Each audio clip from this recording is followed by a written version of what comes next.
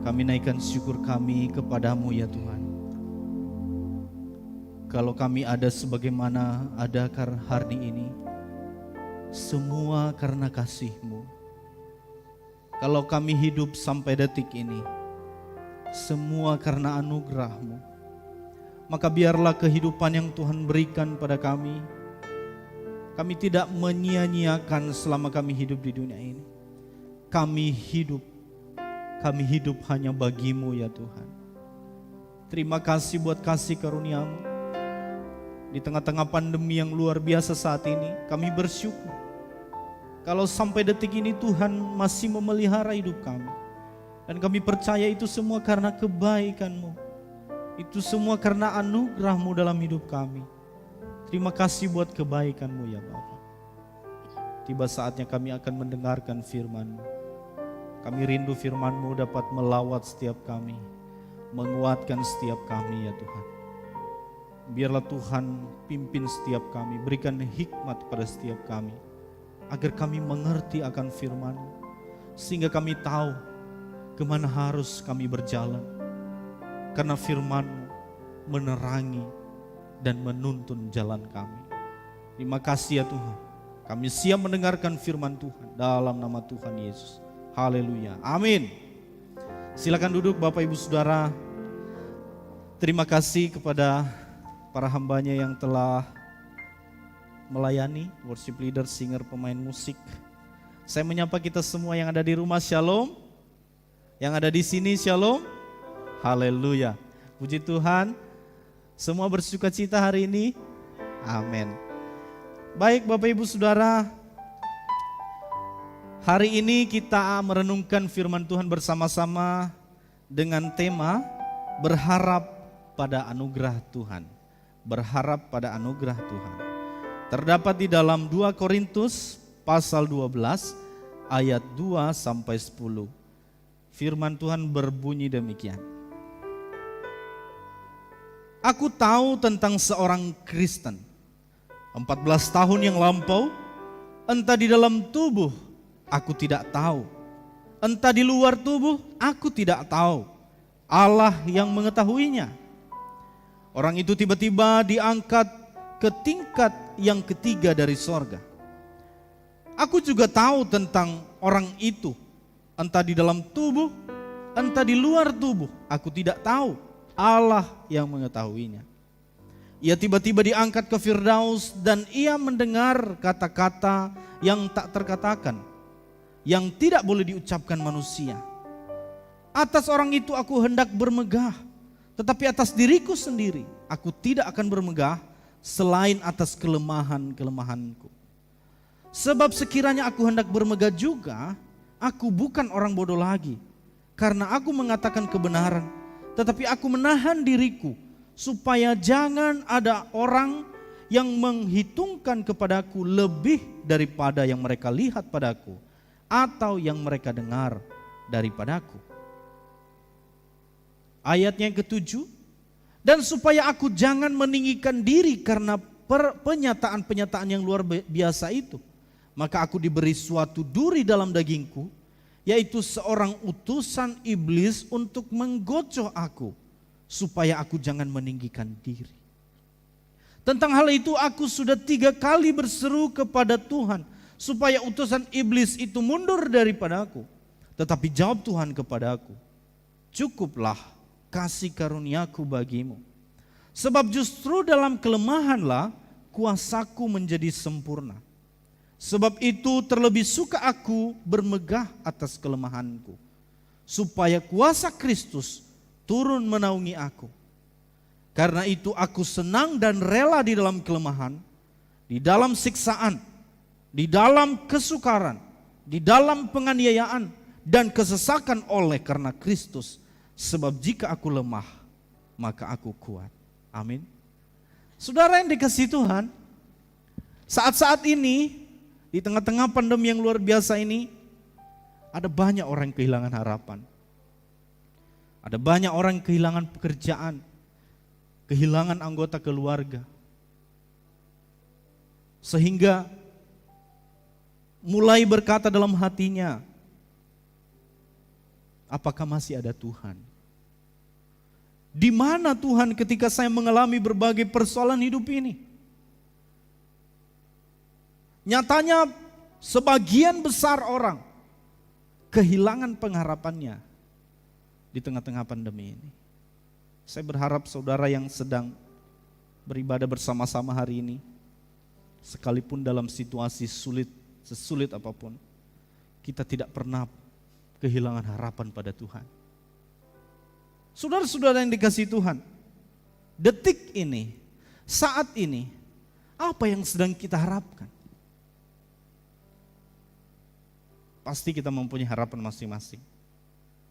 Harapan itu kalau saya lihat di definisinya ya, hampir mirip dengan keinginan. Apa yang sedang kita inginkan saat ini? Sesuai dengan tema kita, berharap pada anugerah Tuhan. Saudara-saudara yang dikasihi Tuhan, tidak ada yang bisa kita banggakan di dalam dunia ini. Namun kenyataannya, inilah yang seringkali orang harapkan dalam kehidupannya. Harta, tahta, pekerjaan, usaha yang baik, dan sebagainya. Saudara-saudara yang kasih Tuhan, maka saya berkata pada kita bahwa kemarin, hari ini, maupun esok, itu semua anugerah. Kalau kemarin kita bisa melewatinya, itu karena anugerah. Kalau kita ada sampai detik ini, itu karena anugerah. Dan esok pun yang kita tidak tahu bagaimana apa yang terjadi esok hari, itu anugerah dari Tuhan. Nah saudara-saudara yang dikasihi Tuhan, maka segala sesuatu yang kita miliki tidak ada satupun yang bisa kita banggakan selain daripada anugerah Tuhan itu. Saudara-saudara yang dikasihi Tuhan, mungkin saudara ada yang sedang dalam situasi-situasi yang sangat sulit di tengah pandemi ini. Saya mau katakan pada kita bahwa anugerah Tuhan ada. Bahkan melalui kelemahan kita, anugerah Tuhan bisa dinyatakan dalam kehidupan kita, orang-orang percaya kepadanya. Saudara yang dikasihi Tuhan, di dalam teks ini yang kita baca tadi dalam 2 Korintus ini, di sini sedang menjelaskan tentang penglihatan Paulus. Ketika Paulus menerima penglihatan dan penyataan dari Tuhan. Di mana ketika dia mengalami penglihatan dan penyataan dari Tuhan, bahwa di dalam kelemahan-kelemahan Paulus, di dalam persoalan-persoalan yang dihadapi oleh Paulus, bahkan dikatakan tadi di situ bahwa 3 kali dia meminta supaya kelemahannya itu dikeluarkan daripada dirinya, tetapi Tuhan mengatakan cukup kasih karuniaku kepadamu. Saudara, secara singkat bahwa konteks daripada firman Tuhan yang kita baca hari ini menjelaskan bahwa kehidupan Paulus bisa melayani di beberapa kota, itu semua karena anugerah Tuhan. Saudara-saudara yang dikasihi Tuhan, maka yang pertama kita pelajari di sini bahwa Yesuslah pengharapan yang pasti. Ya, Tuhan Yesus adalah PHP, pemberi harapan pasti, bukan pemberi harapan palsu. Ya.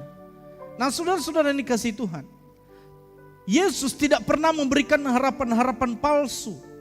Dan dialah satu-satunya harapan. Mazmur pasal 33 ayat 18 mengatakan, sesungguhnya mata Tuhan tertuju kepada mereka yang takut akan Dia, kepada mereka yang berharap akan kasih setianya. Saudara yang dikasihi Tuhan, kita boleh mengharapkan banyak hal dalam kehidupan kita selama kita hidup di dunia ini.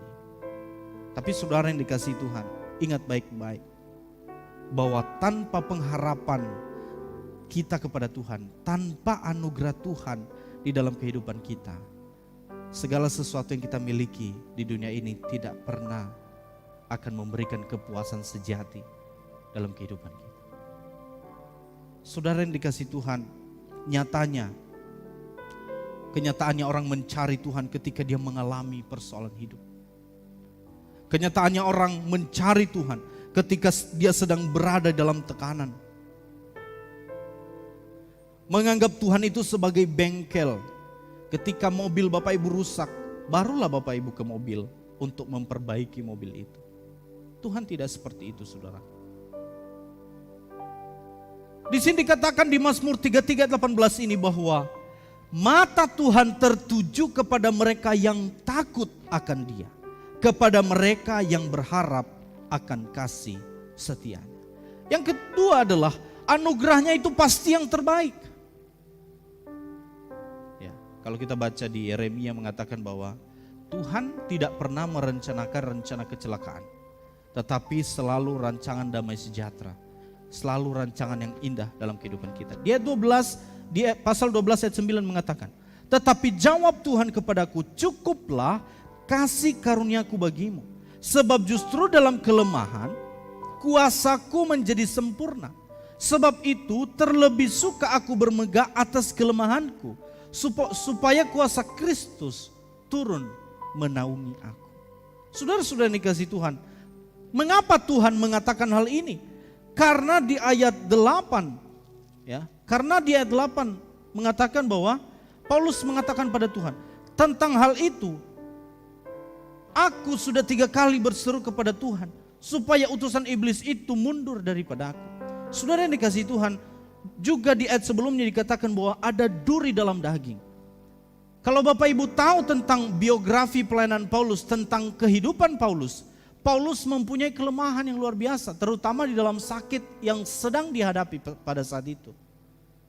Paulus mengalami penyakit, bahkan ada yang mengatakan di dalam buku, ada salah satu buku yang menulis tentang kehidupan Paulus, biografinya dan pelayanannya. Paulus itu berjalan pincang. Bahkan ketika dia berbicara, saudara, air liurnya keluar-keluar. Dikatakan dalam buku itu. Saudara yang dikasihi Tuhan, tetapi coba kita lihat. Paulus di dalam tekanan yang dialami, dia mengatakan supaya utusan iblis itu keluar daripada aku. Justru Tuhan mengatakan, cukup kasih karuniaku bagimu, sebab justru dalam kelemahan kuasaku menjadi sempurna. Saudara yang dikasihi Tuhan, kita boleh mempunyai kelemahan, dan semua kita pasti mempunyai kelemahan. Kita boleh mempunyai kelemahan dalam kehidupan kita, tapi itu bukan alasan kita untuk tidak maju bersama dengan Tuhan. Saudara-saudara yang dikasihi Tuhan, bahkan melalui kelemahan kita, Tuhan bisa pakai untuk menjadi kekuatan. Paulus memiliki banyak kelemahan. Tuhan bekerja melalui kelemahan Paulus. Dan kelemahan yang Paulus alami dan kelemahan yang juga kita alami, itu Tuhan bisa ubah menjadi kekuatan dalam anugerahnya. Saudara-saudara yang dikasihi Tuhan, begitu banyak orang yang bunuh diri, begitu banyak orang yang depresi, yang stres, karena dia fokus pada kelemahannya. Saudara-saudara yang dikasihi Tuhan, apapun kelemahan kita saat ini, kalau Tuhan bekerja dalam diri kita, justru kelemahan itu Tuhan bisa ubah menjadi sebuah kekuatan. Saudara-saudara yang dikasihi Tuhan, di dalam Galatia 4 ayat 13 sampai 15, di situ Paulus menjelaskan tentang kelemahan. Kamu tahu bahwa aku pertama kali telah memberitakan Injil kepadamu oleh karena aku sakit pada tubuhku. Dia mengalami sakit. Sungguh pun demikian keadaan tubuhku itu yang merupakan pencobaan bagi kamu. Dia tahu, saudara, bahwa ternyata penyakitnya itu bisa menjadi suatu masalah di dalam pelayanannya. Namun kamu tidak menganggapnya sebagai suatu yang hina dan yang menjijikkan. Tetapi kamu telah menyambut aku sama seperti menyambut seorang malaikat Allah. Malahan sama seperti menyambut Kristus Yesus sendiri. Betapa bahagianya kamu pada waktu itu. Dan sekarang di manakah kebahagiaanmu itu? Karena aku dapat bersaksi tentang kamu, bahwa jika mungkin kamu telah mencungkil matamu dan memberikannya kepada. Saudara-saudara yang kasih Tuhan, puji Tuhan. Di jemaat Galatia, Paulus diterima apa adanya. Mereka menerima Paulus dalam kelemahannya. Tetapi dalam teks ini menjelaskan bahwa Paulus merupakan seorang manusia yang tidak sempurna. Dia punya kelemahan, dia punya sakit penyakit. Dan seperti yang saya jelaskan tadi, Paulus di dalam berjalan saja pincang pada saat itu menurut survei. Tetapi saudara yang dikasihi Tuhan, itu tidak membuatnya untuk mundur dalam pelayanan. Itu tidak membuatnya menjadi orang depresi dan fokus terus pada kelemahan. Tetapi justru kita lihat Paulus seorang yang sangat rendah hati. Paulus orang pekerja keras. Paulus adalah seorang penginjil yang luar biasa.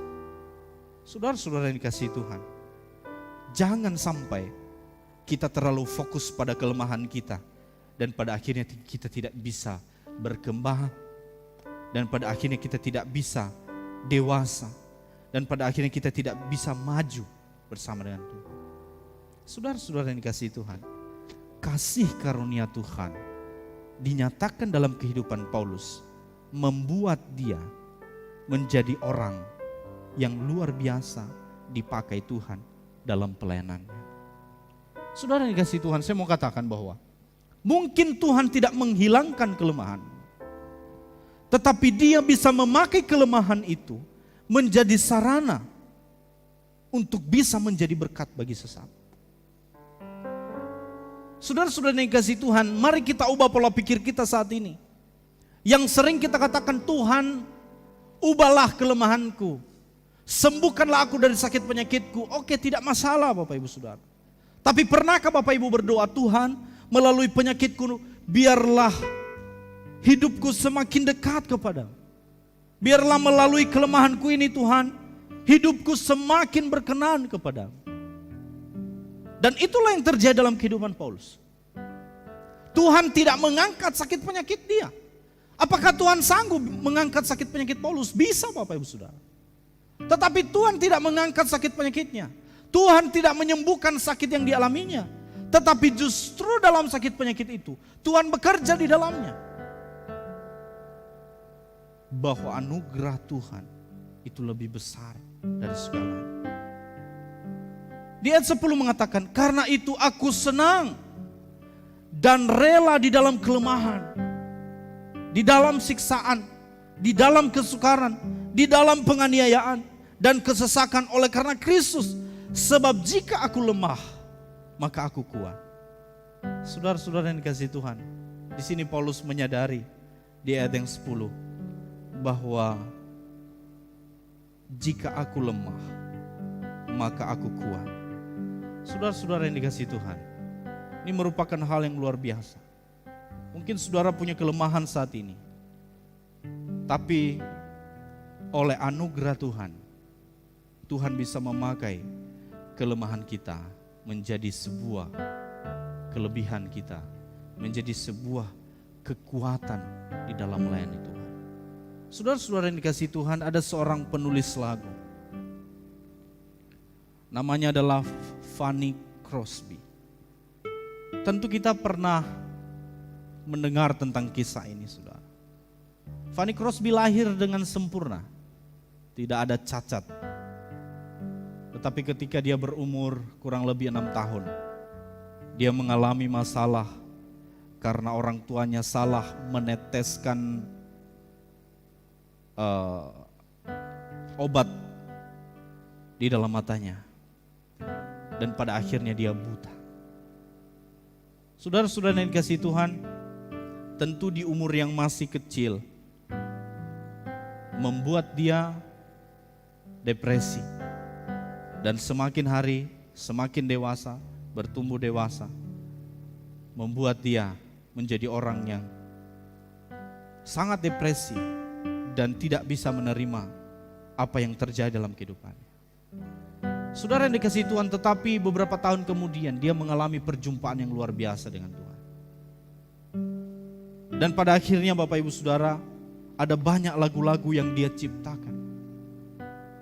Ada satu lagu yang pasti kita hafal bersama, yaitu Ku Berbahagia Yakin Teguh. Saudara, lebih dari 900 lagu. Kalau tidak salah 900 atau 9.000 lagu dia ciptakan. Dan yang saat ini sering dipakai di kidung jemaat, di pelengkap kidung jemaat dan sebagainya. Saudara-saudara yang dikasihi Tuhan, seorang buta, seorang yang tidak bisa melihat, Tuhan pakai untuk bisa menciptakan lagu-lagu yang memberkati kita saat ini. Saudara yang dikasihi Tuhan, tidak berhenti sampai di situ. Ketika dia mengalami kebutaan, sudah menjadi dewasa, tidak berhenti sampai di situ tantangan yang dihadapi, saudara. Suatu saat dia mengalami tekanan yang luar biasa, dia mengalami kesulitan dalam keuangannya.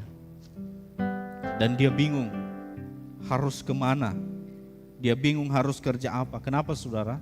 Dia menulis lagu, itu dibeli tetapi dengan harga yang sangat murah. Itu pun dari hasil dia menulis lagu-lagu rohani itu, uang yang diberikan kepadanya, itu dia berikan kepada orang-orang membutuhkan. Sekolah-sekolah teologi, kepada panti asuhan, dan beberapa yayasan-yayasan Kristen yang lain pada saat itu. Saudara yang dikasihi Tuhan, dengan pendapatan yang sedikit, dia bisa berbagi kepada orang lain. Dengan kondisi yang buta. Dan suatu saat ketika dia mengalami kesulitan yang sangat luar biasa dalam kehidupannya, dia bingung harus bagaimana, tidak punya keuangan lagi, tidak punya uang. Dan dia harus membayar tagihan rumah, dia harus membayar tagihan listrik dan sebagainya. Dan pada saat itu dia berdoa. Dia sungguh-sungguh di hadapan Tuhan, dia tersungkur di hadapan Tuhan. Dan pada akhirnya tiba-tiba seorang mengetuk pintu. Dan pada saat itu diberikan $5 kepada Fanny Crosby. Yang dia butuhkan hanya $5. Tetapi Tuhan menggerakkan hati orang-orang pada saat itu untuk membantu dia. Dan pada akhirnya dia menulis sebuah lagu yang mengatakan, sepanjang jalan Tuhan pimpin. Mari kita nyanyikan lagu ini, saudara.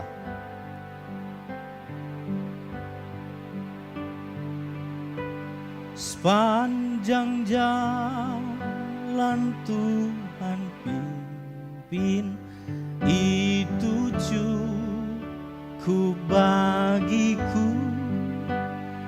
Rahmat-Nya selalu serta dan melindungi daku. Penghiburan dari surga, jika Tuhan sertaku. Amin. Karena tentulah semua diperbuatnya bagiku. Karena tentulah semua diperbuatnya bagiku. Ayat 2. Mari kita naikkan pujian ini, Bapak Ibu yang di rumah bisa mengikutinya. Sepanjang jalan Tuhan pimpin, meski jalanku tak senang, diberi rahmat dalam ujian, roti hidup tak kurang. Meski ku merasa haus penat dan jiwa menanggung berat, dari batu air memanjang terbitlah kegirangan. Dari batu air memanjang terbitlah kegirangan. Saudara yang dikasihi Tuhan, dalam kelemahan yang dialami oleh Fanny Crosby, dalam kesusahan-kesusahan yang dialami, dia melihat anugerah Tuhan lebih besar dari semua itu. Saudara-saudara, saya mau katakan kepada kita kalau Tuhan mampu, Tuhan sanggup memulihkan, Tuhan sanggup memberikan damai sejahtera, sukacita dan memelihara kehidupan Fanny Crosby. Allah yang sama yang kita sembah juga saat ini, yang mampu memberikan kekuatan pada kita. Dalam kelemahan kita, percayalah Tuhan sanggup. Tuhan sanggup memulihkan hidup kita. Tuhan sanggup mengubah hati kita. Tuhan sanggup mengubah kelemahan kita menjadi kekuatan yang sempurna. Saudara-saudara yang dikasihi Tuhan, maka selanjutnya adalah mari kita menikmati dan hidup dalam anugerah Tuhan. Saudara, yang pertama, bahwa anugerah yang Tuhan berikan bukan untuk disombongkan atau disalahgunakan. Saudara yang dikasihi Tuhan, terkadang orang lebih memikirkan tentang hal-hal spektakuler dalam anugerah Tuhan. Mereka tidak menyadari bahwa kita bisa bernafas, kita bisa bangun dari tidur. Itu juga anugerah yang luar biasa, itu mujizat yang luar biasa.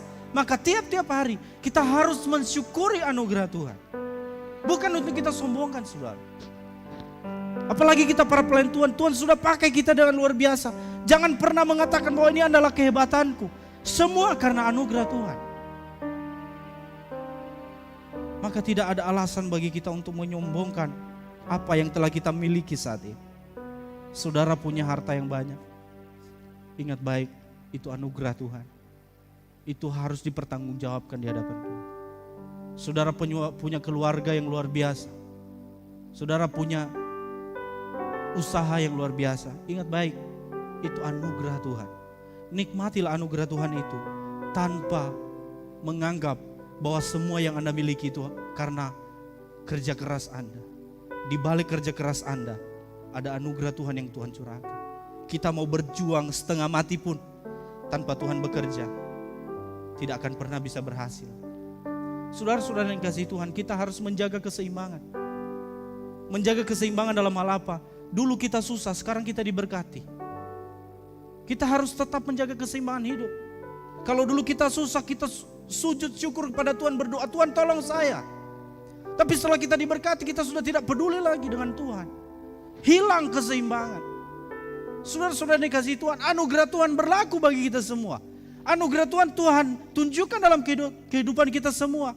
Tetapi jangan kita meninggikan diri. Di dalam ayat 7 mengatakan, dan supaya aku jangan meninggikan diri karena penyataan-penyataan yang luar biasa itu. Paulus bisa menyombongkan diri. Paulus bisa menyombongkan diri dalam apa yang telah dia lakukan, saudara. Dia mendirikan jemaat di beberapa kota. Efesus, Filipi, Kolose. Dan Tuhan pakai dia dengan luar biasa. Sebelum dia bertobat, dia menjadi orang yang sangat pintar. Dia diajar oleh Gamaliel. Dia orang hafal hukum Taurat. Ada alasan bagi dia untuk menyombongkan diri di dalam apa yang telah dia miliki. Tapi saudara yang dikasihi Tuhan, justru dia mengatakan di dalam Filipi bahwa itu semua sampah. Dan dengan apa yang telah dia miliki saat ini, dia tidak meninggikan diri oleh karena penyataan yang luar biasa dari Tuhan. Tetap rendah hati. Saudara yang dikasihi Tuhan, yang kedua, anugerahnya harus disyukuri dan dipertanggungjawabkan. Harus disyukuri dan dipertanggungjawabkan dalam hal apa? Anugerah yang Tuhan berikan kepada kita saat ini, mari kita bersyukur, saudara. Orang paling bahagia adalah orang yang mampu bersyukur. Saudara, kalau kita tidak pernah bisa bersyukur dalam kehidupan kita, sebanyak apapun harta kita, kita tidak akan pernah puas. Tapi kalau kita mampu bersyukur, orang yang bersyukur seberapapun yang dia punya, dia tetap mengatakan terima kasih Tuhan. Dan dia menjadi orang yang bahagia. Saudara-saudara yang dikasihi Tuhan, di dalam anugerah yang Tuhan berikan kepada kita, kita juga harus mempertanggungjawabkannya. Anugerah yang Tuhan berikan kepada kita, kalau Tuhan sudah memberikan anugerah keselamatan kepada kita, bukan berarti kita hidup semena-mena, hidup semaunya saja. Maka ada teologi yang mengatakan tentang hyper grace, anugerah yang berlebihan. Kita kalau sudah diselamatkan, sudah percaya kepada Tuhan Yesus, kita bebas berbuat apa saja. Hyper grace. Tuhan menyelamatkan kita. Salah Bapak Ibu Saudara. Anugerah yang Tuhan berikan, keselamatan yang Tuhan berikan, kita harus pertanggungjawabkan di hadapan Tuhan. Dengan apa? Dengan hidup benar di hadapan Tuhan, dengan mensyukuri berkat Tuhan. Maka percayalah, Tuhan akan melakukan bagiannya dalam kehidupan. Saudara-saudara yang dikasihi Tuhan. Dan yang kedua adalah menjadi berkat bagi sesama. Paulus mengalami kelemahan, tetapi sekalipun dia mengalami kelemahan, itu bukan alasan bagi dia untuk tidak menjadi berkat bagi orang lain. Saudara, dalam masa-masa pelayanannya pada saat itu tidak ada kendaraan. Tidak ada kendaraan untuk pergi ke sana kemari. Paulus tidak pakai mobil pada saat itu pelayanan. Dia harus jalan kaki ke sana kemari dalam kelemahan dia. Bahkan dia katakan bahwa aku tidak menghiraukan nyawaku sedikit pun, asal saja aku dapat memberitakan kesaksian tentang Injil. Bahkan dirinya sendiri dia tidak peduli demi orang lain. Saudara-saudara yang dikasihi Tuhan, anugerah itu selain kita nikmati, kita rindu juga untuk kita bisa memberikan kenikmatan itu kepada orang lain. Jika saudara saat ini mengalami berkat yang luar biasa dari Tuhan, tetapi ketika saudara melihat orang susah, saudara tidak mempedulikannya, saudara telah menyimpan anugerah itu untuk saudara sendiri. Dan apa yang telah dikatakan oleh Paulus di dalam firman Tuhan di ayat 10, karena itu aku senang dan rela dalam kelemahan, berbanding terbalik dengan apa yang dikatakan dari dalam sebelumnya, bahwa justru sekarang dia senang di dalam kelemahan, dia senang di dalam siksaan, dia senang dalam kesukaran, di dalam penganiayaan dan kesesakan oleh karena Kristus. Sebab jika aku lemah, kuasa Tuhan menjadi sempurna, maka Paulus kuat. Saudara-saudara yang dikasihi Tuhan, yang terakhir saudara, Yesaya 41 pasal 41 ayat 10. Jangan takut, sebab aku menyertai engkau. Jangan bimbang, sebab aku ini Allahmu. Aku akan meneguhkan, bahkan menolong engkau. Aku akan memegang engkau, dan tangan kananku yang membawa kemenangan. Saudara yang dikasihi Tuhan, di sini Tuhan sedang menunjukkan bagi kita bahwa tidak ada yang bisa kita harapkan selain daripada Tuhan. Tidak ada yang bisa kita harapkan di dunia ini, saudara. Apa yang mau kita harapkan? Kita mau mengharapkan apa yang kita miliki? Tidak bisa, saudara. Hanya Tuhan. Tuhan yang menyertai kita. Dia membawa kita kepada kemenangan. Bahkan dikatakan bahwa kita ini adalah orang-orang yang lebih dari pemenang. Dia memegang tangan kita dalam kondisi yang sedang kita hadapi saat ini. Teruslah berharap pada Tuhan. Sekalipun sulit, sekalipun di tengah-tengah pandemi ini kita mengalami kesulitan, dan puji Tuhan banyak orang juga yang diberkati di tengah-tengah pandemi ini. Tapi saya mau katakan ada orang juga yang mengalami kesulitan yang luar biasa di tengah pandemi ini. Saya mau katakan pada kita semua, berharap terus pada anugerah Tuhan. Tetap berpegang teguh pada iman saudara. Percayalah, Tuhan akan menuntun kita. Tuhan membukakan jalan dalam setiap kesulitan kita. Tuhan ubah kesulitan kita itu menjadi sebuah kekuatan. Tuhan bisa ubah kelemahan kita menjadi sebuah kekuatan dalam kehidupan kita. Oleh sebab itu, jangan takut, jangan bimbang. Tuhan akan menyertai kita senantiasa. Sesuai dengan tema hari ini, berharap pada anugerah Tuhan. Amin.